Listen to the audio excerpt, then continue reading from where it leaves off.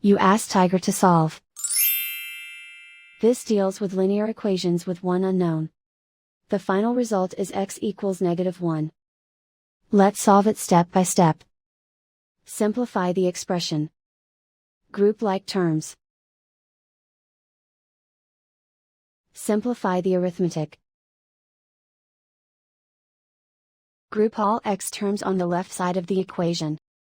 Subtract 2x from both sides. Group like terms.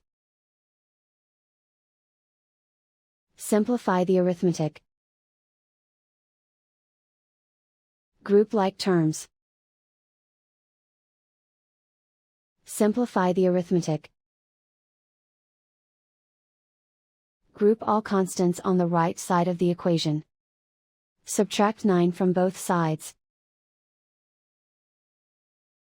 Simplify the arithmetic.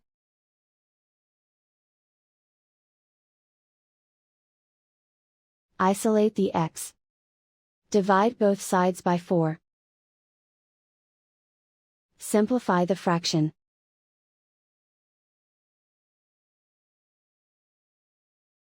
And so the final result is x equals -1.